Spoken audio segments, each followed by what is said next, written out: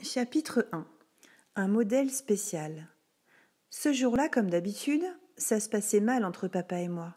« Yvan, arrête de t'agiter, concentre-toi pour une fois. » Chaque soir, c'est pareil. Papa vient vérifier que j'ai bien fait mes devoirs, souligne chacune de mes erreurs et me fait recommencer jusqu'à ce que j'ai bon. Épelle boulangerie. B, O, U, L, E, N. En m'entendant, papa s'est énervé. « Regarde par la fenêtre, ce n'est quand même pas compliqué. Tu vois cette enseigne chaque jour. » C'est vrai, la boulangerie est dans notre rue, juste un peu plus loin. J'ai plissé les yeux pour lire, mais je ne voyais pas très bien. Papa a été surpris. « Tu n'arrives pas à lire ?» Quelques jours plus tard, papa m'a emmené chez l'ophtalmologiste. J'ai dû lire plein de lettres, de plus en plus petites. Alors le docteur s'est tourné vers moi avec un grand sourire.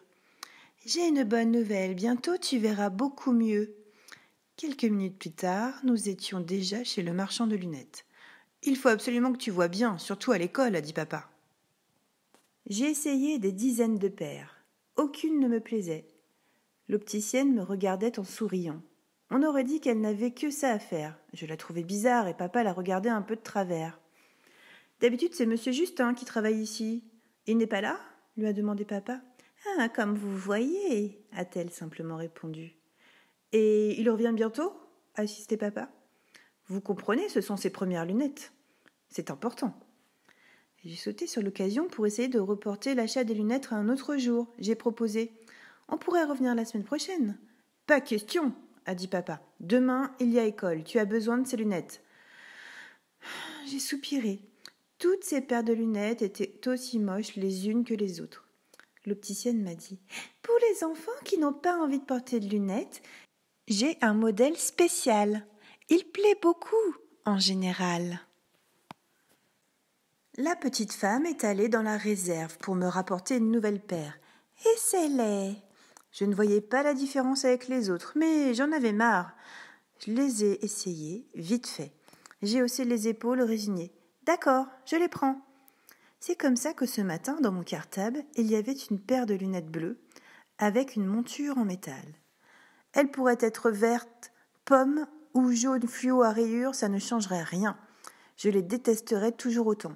« Pourquoi dis-tu ça ?» demande maman. « Elles sont très bien, ces lunettes. » Et papa ajoute « Oui, elles te donnent l'air sérieux. » Justement, je n'aime pas ça du tout.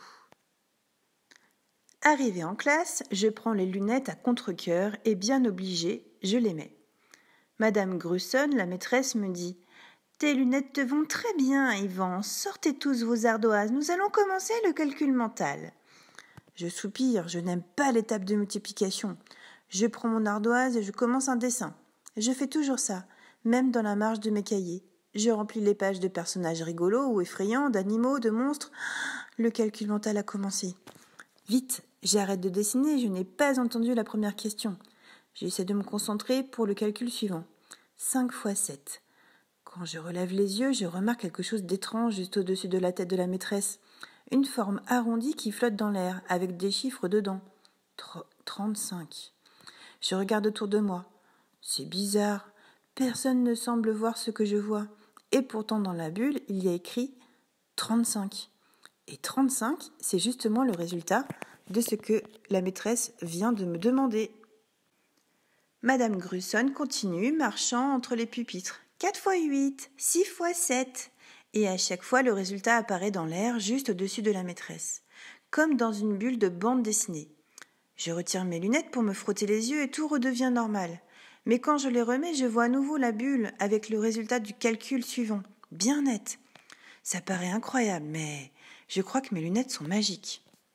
Chapitre 2. Dans une bulle. À la récré, c'est pareil, j'ai l'impression de vivre dans un album de BD. Si je regarde bien les copains, je vois une bulle au-dessus de chacun d'eux. C'est parfois un peu flou, mais en me concentrant, j'arrive à voir assez bien. Par exemple, là, je vois qu'Eliot, mon meilleur copain, pense à la partie de foot qui va commencer. D'ailleurs, une seconde plus tard, il m'appelle. « Hé, Yvan, tu viens, on va commencer !» Jouer au foot avec des lunettes magiques, c'est génial. Dans leur bulle, je peux voir de quel côté mes adversaires vont tirer ou à qui ils vont faire la passe.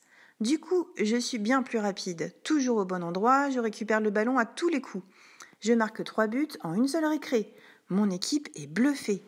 De retour en classe, il faut se mettre au travail. « Sortez vos cahiers », dit la maîtresse. « Nous allons faire la dictée. Tout le monde est prêt ?» Pour moi, 0 difficulté. Madame Grusson pense si clairement au texte qu'elle nous dicte que je vois aussitôt les mots défiler dans sa bulle. Je n'ai plus qu'à les recopier. Je ris sous cape en voyant danser autour de moi les bulles des autres élèves qui semblent pleines de brouillard pendant qu'ils cherchent si le mot suivant s'écrit avec un A ou avec un E. D'habitude, je trouve les journées en classe un peu longues, mais cette fois-ci, le temps passe très vite. Après la récré de l'après-midi, la maîtresse nous rend nos cahiers. « J'ai corrigé vos dictées de ce matin pendant le déjeuner. C'était un texte difficile, mais certains d'entre vous ont bien réussi. Surtout toi, Yvan, je te félicite. » Madame Grusson a l'air surpris.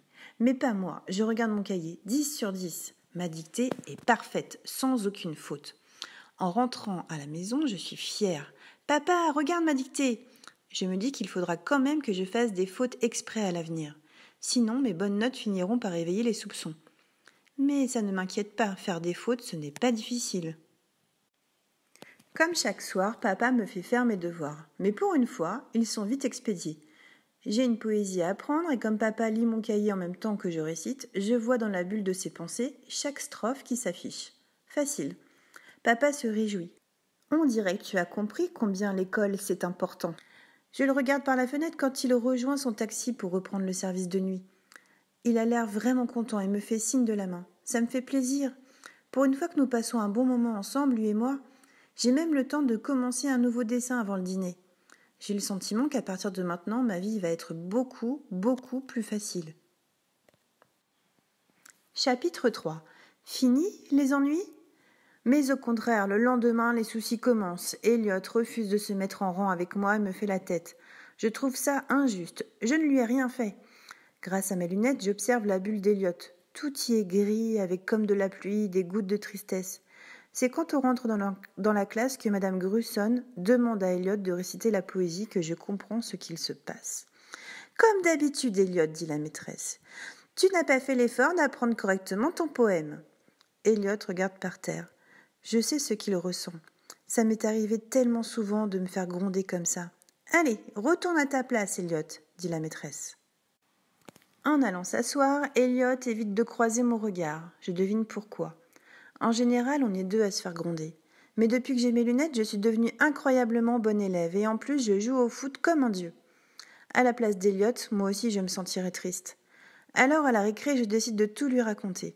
« Elliot, je vais te dire mon secret. Mais tu promets de ne rien dire à personne. »« Est-ce que j'ai déjà trahi un secret ?» répond-il. Je sais que non et je raconte tout. Pour le convaincre que je ne me moque pas de lui, je lui prête mes lunettes. En regardant autour de lui, Elliot écarquille les yeux de surprise. « Ah, c'est dingue, dit-il. Je peux voir que Yanis est en train de penser à son anniversaire et que Chloé cherche Clara, comme dans une BD. » Exactement. Tu as de la chance, Yvan. Avec ça, les ennuis à l'école, c'est fini pour toi. Je propose à Elliot. Je te prête mes lunettes si tu veux. Après la piscine, on a l'évaluation de géographie. Je les mets au début et après c'est à toi. Oh, tu crois ? Ça serait super. Maintenant que j'ai ces lunettes, on n'a plus de soucis à se faire, toi et moi. L'école, pour nous, ça ne sera plus jamais difficile. Tous les deux, nous imaginons la suite en nous réjouissant. Chapitre 4. Aïe ! Dans les vestiaires de la piscine, Elliot et moi, nous sommes très excités. « Yvan, Elliot, calmez-vous !»« Maîtresse, répond Elliot, c'est qu'on est très impatient d'avoir géographie. » Et Elliot éclate de rire.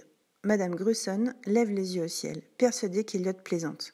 « Dépêchez-vous, tout le monde est déjà sous la douche. » Je retire mes lunettes et j'hésite. Où les poser pendant le cours de natation ? Je ne peux pas prendre le risque de les casser. Je pourrais les confier à la maîtresse, comme le fait Yanis, mais dans mon cas, c'est trop risqué. Madame Grusson ne doit surtout pas découvrir que mes lunettes sont magiques. Je préfère les mettre avec mes chaussures, sous le banc. La séance de piscine est géniale, mon groupe apprend à plonger et j'adore ça. Quand nous rentrons au vestiaire, je regarde tout de suite sous le banc. Ouf, tout va bien. Mes lunettes sont toujours là. Je m'avance pour les prendre quand Mathieu passe en courant et me bouscule. Je perds l'équilibre et crac ! J'écrase mes lunettes. Paniquée, je les ramasse.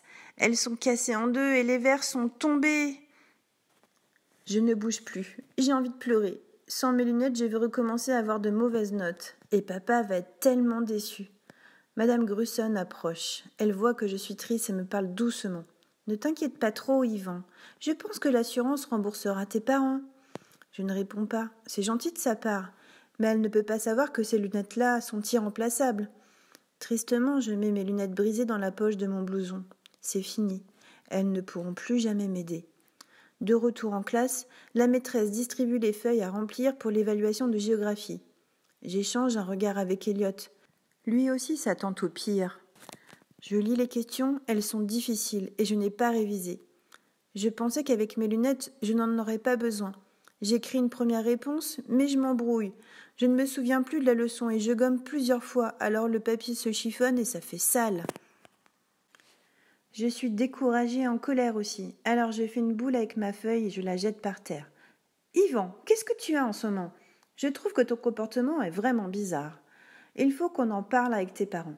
Donne-moi ton cahier de liaison, je vais leur proposer un rendez-vous. Je baisse la tête, c'est la pire chose qui pouvait m'arriver. Chapitre 5. Le rendez-vous.